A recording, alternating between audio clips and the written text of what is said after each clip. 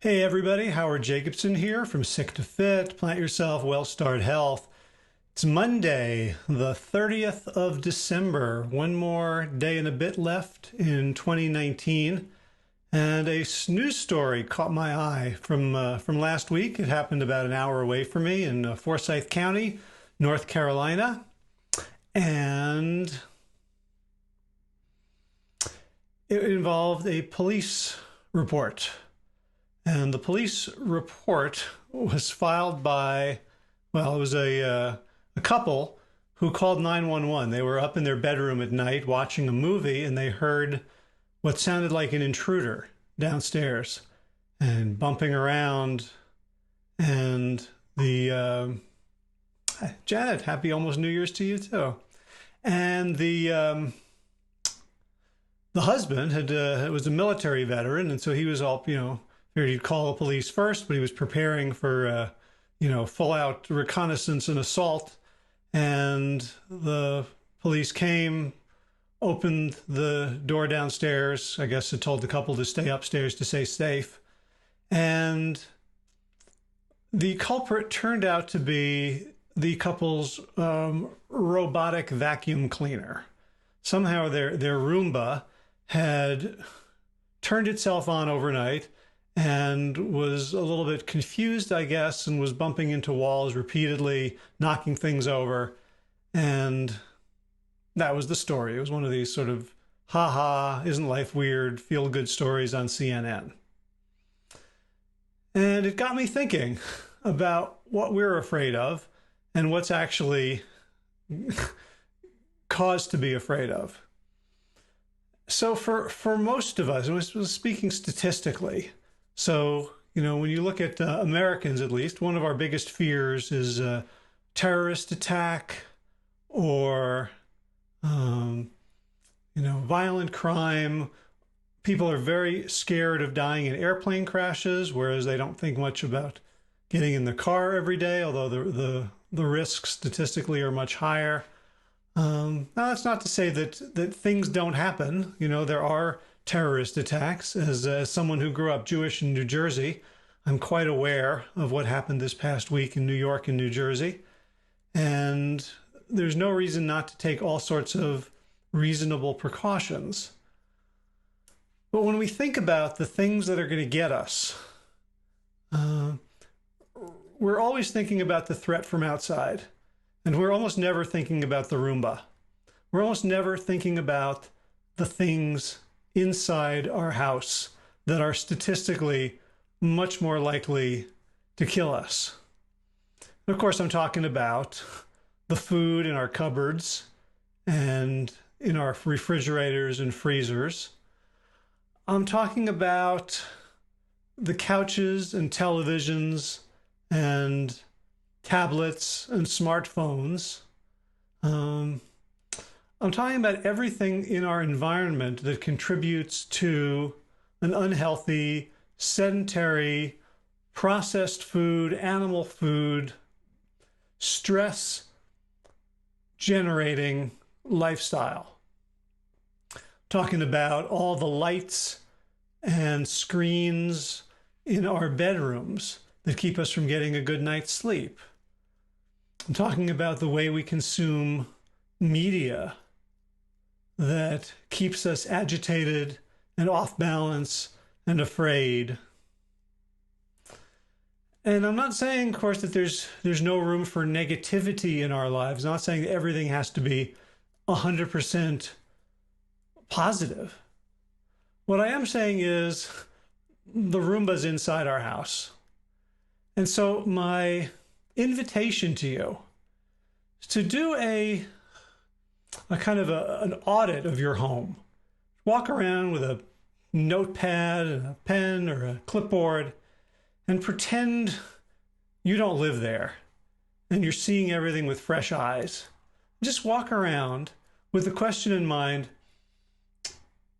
is this the environment that supports the healthy lifestyle that I aspire to? Just go from room to room. And maybe, you could either give each room a score from 0 to 10, with 0 being no, this totally supports an unhealthy lifestyle, to 10 being this completely supports a healthy lifestyle.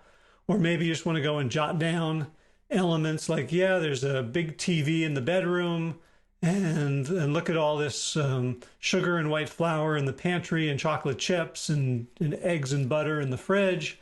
Yeah, I don't really eat that stuff, but I do because it's there and I eat it. Or just go through and just whatever makes sense to you as an inventory, as an audit, and with the question being the standard of, is this the home of someone who lives a healthy lifestyle? Is this a supportive environment? Because last month I interviewed, might have been early this month, Wendy Wood, a researcher who is probably the world's foremost expert on habits and habit formation. And I like to focus on identity more than habit. And in the interview, we talk about that a little bit, and then I wrote it up. And Dr. Wood and I have been having a little bit of a back and forth via email where she's saying that there's essentially a misattribution phenomenon, which is to say that we don't do things for the reasons we think we do. Oh, did I go running this morning because I love to be healthy, or do I go running this morning because I go running most mornings? Is it habitual, and then I look for a bigger reason? And so the triggers in our environment are extremely important, and we tend to underestimate them. We tend to think that, well, I'm this kind of person, so tomorrow I'm going to stop doing all those things that I've been doing, and I'm going to start doing it right? Or New Year's Day, tomorrow I'm going to make my resolutions, and New Year's Day I'm going to wake up and it's all going to be better because now I have resolve, now I have identity. And what I wrote to Dr. Wood is, maybe habits and identity are actually like thunder and lightning. They are the same thing by different names. And although they're the exact same phenomenon, they reach us at different times. So it looks like one happens before the other. So it looks like, oh, well, I've got all these habits in place, and so there's my identity. Or for some people, it might look like, okay, now I have this aspirational identity. Now I've got to start getting my habits to align with that identity. But either way, the habits are where the rubber meets the road. So if you're walking through your house and you see Roombas everywhere, you see things that are out of place, inefficient, working against your goals, that is the most powerful place to start. Not with grand New Year's resolutions, but change a room, change a system, get some food out of the house, replace it with better food. We are creatures of habit and creatures of default. We will tend towards the path of least resistance. So check out your house today and see if your path of least resistance can be improved, so that you are being moved in the direction of health rather than disease, in the direction of clean floors rather than the police coming in and storming your ground floor. So if you want, we can talk about this all day long. You can watch videos, you can read about it, but the human brain was not designed to learn third hand, to learn from scratches on a page or pixels on a screen. We are designed to learn in person from each other, which is a very elegant segue into the SectoFit Retreat coming up in March 5th through 8th, 2020 in New Orleans, Louisiana. I think I said New Orleans badly. Sorry, Josh. New Orleans, Louisiana, the Crescent City, the birthplace of jazz. I don't think they like to say the Big Easy there, so I won't. But what it is an immersion, a clinic into what healthy living really looks like. And we're not staying in hotel rooms. We're staying in an Airbnb, so everyone gets their bedroom, and we have a communal kitchen, living room, and all that. And we're going to be going for walks and going shopping for food and making things and exploring the beautiful city.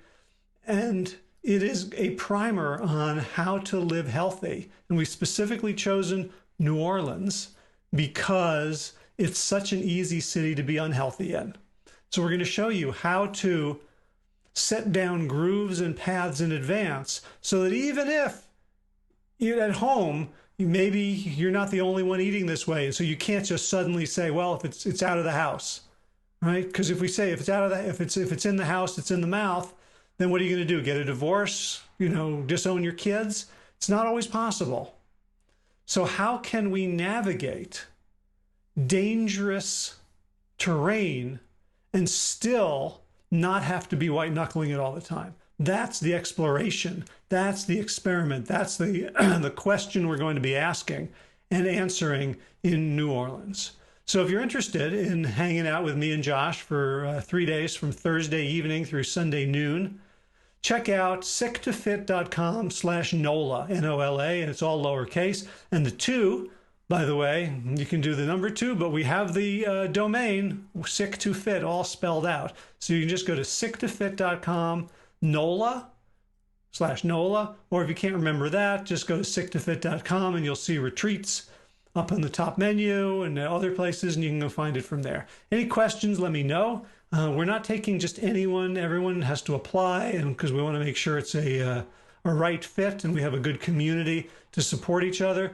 But really, if you want to ask that question, how can I be healthy in an unhealthy environment? How can I create a micro environment, a zone 0 around myself so that I don't have to constantly deploy willpower?